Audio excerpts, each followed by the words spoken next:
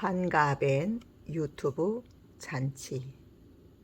어느새 60, 세월이 유수와 같다더니만 50고개를 언제 넘었는지 실감할 새도 없이 훅 들어온 60이라니.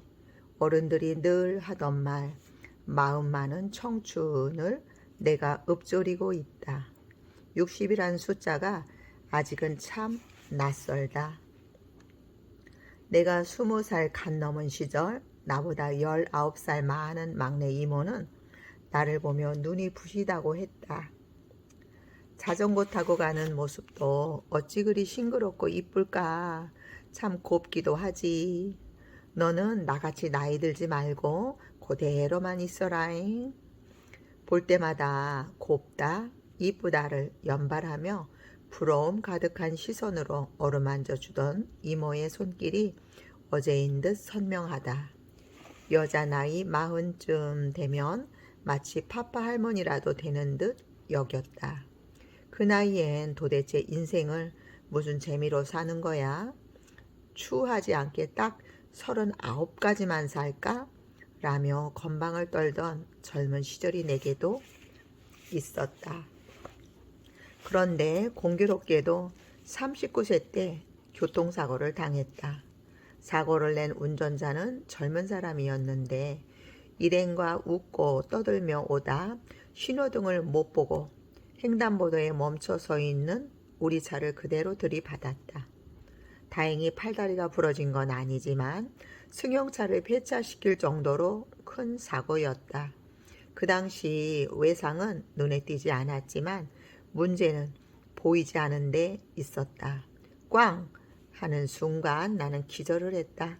정신을 차리니 머리는 멍하고 귀에서는 삐 하는 소리가 계속 들려왔다. 그 후 병원에 가서 치료를 받고 다시 일상으로 돌아와 정신없이 바쁘게 지냈다.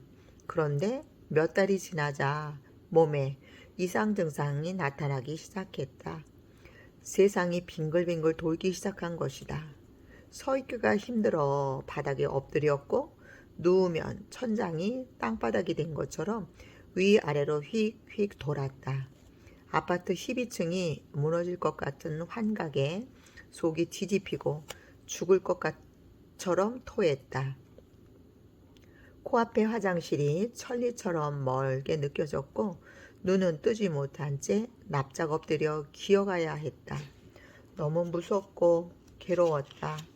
나는 다시 내일 하루를 맞이할 수 있을까? 불안한 마음으로 밤을 보내곤 했다.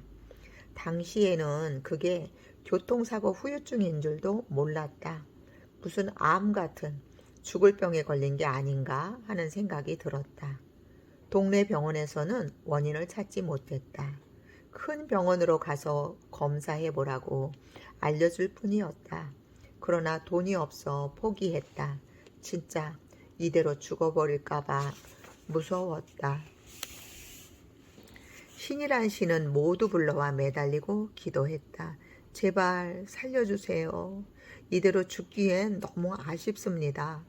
라고 그제야 내가 얼마나 생에 집착하는지 알게 되었다.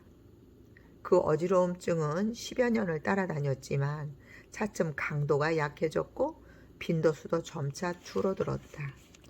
그 일을 겪은 후 나는 다시 태어난 기분이 들었다. 아침에 눈을 떴을 때 떠오르는 해를 보며 오늘도 살아있구나 무한한 감사를 느꼈다. 그때부터 오늘 나에게 주어진 이 하루는 덤이라고 생각하며 감사함을 잊지 않고 살기로 했다. 내 블로그나 카톡 프로필에 틱나탄 스님의 말씀 오늘은 선물입니다를 좌우명으로 새겨넣은 이유이기도 하다. 늙지 말라던 이모의 말처럼 항상 젊음을 유지할 수 있다면 얼마나 좋겠는가. 어느새 내 나이는 숫자 6이 붙었다. 지난날에 이모가 나에게 그랬듯이 나 역시 이모의 시선으로 주변 사람들을 바라보게 된다.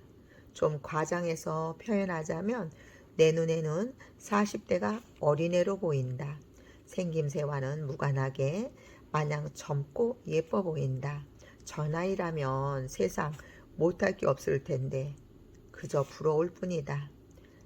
나이 60세에 다시 한번 화려한 전성기를 누리고 있는 가수 김연자의 노래 아모르 파티가 화제를 모았었다. 생일 파티 할 때처럼 무슨 파티를 한다는 뜻인가 했더니 그게 아니었다. 전통 트로트의 노랫말로는 전혀 예상치 못했던 니체의 철학이 담겨 있었다. 아모르 파티는 독일의 철학자 니체의 운명관을 나타내는 용어로 아모르, 사랑, 파티, 운명, 즉 자신의 운명을 사랑하라는 뜻이었다. 흥이 하늘로 치솟을듯 특유의 매력적인 목소리로 방방 뛰면서 분위기를 돋우는 그 노래에 그리 심오한 뜻이 담겨 있을 줄이야. 자유로운 영혼인 듯 살았지만 그리 쉬운 길은 아니었다.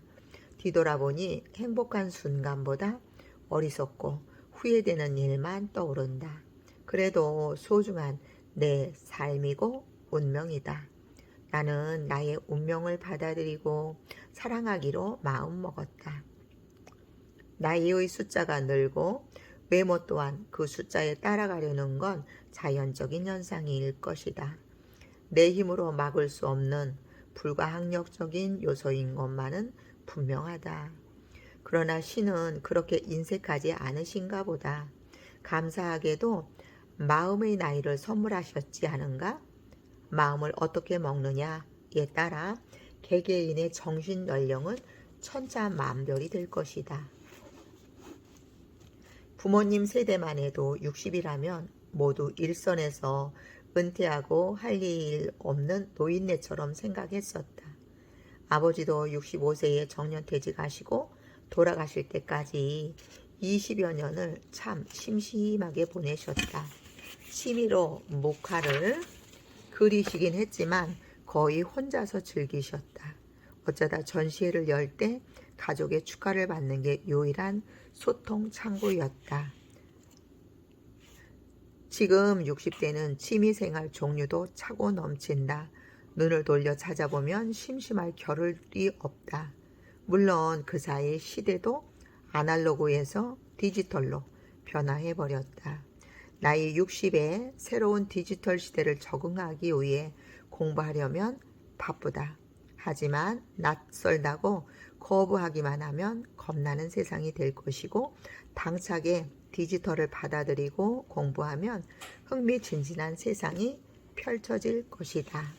SNS는 기본으로 활용해야 하고 더 나아가 컴퓨터 코딩까지 하는 시대에 살고 있다. 나는 기본은 해야겠다고 마음먹었다. 그 중에 유튜브를 선택했다. 우물쭈물 하다간 70이 코앞으로 다가온다. 하루하루가 너무도 소중하다. 보다 의미 있는 삶을 살려면 어떻게 해야 할까? 70대 중에 에너지 넘치게 유튜브 크리에이터로 활동을 하고 있는 박막래님과 조관일님이 있다. 앞서 걸어가고 있는 두 분을 롤모델 삼아 꾸준히 나아가 보리라 다짐한다. 유튜브의 세계는 일단 재미있다. 종합예술처럼 다양하게 연출할 수 있어 흥미롭다. 개개인이 영상을 자유롭게 만들 수 있는 장점이 있다. 정년도 없으니 내가 하고 싶은 때까지 얼마든지 할 수 있다. 이모의 말처럼 젊게 사는 방법이 과연 있을까? 돈이 많으면 의학의 힘을 빌려 물리적으로라도 외모를 젊게 할 수도 있을 것이다. 하지만 그럴 돈도 없고 그게 다는 아닌 것 같다. 그렇다고 보람되고 의미 있는 삶을 살며 젊음을 유지하는 방법에는 뭐가 있을까? 은퇴 없이 영원한 현역으로 사는 거라고 생각한다.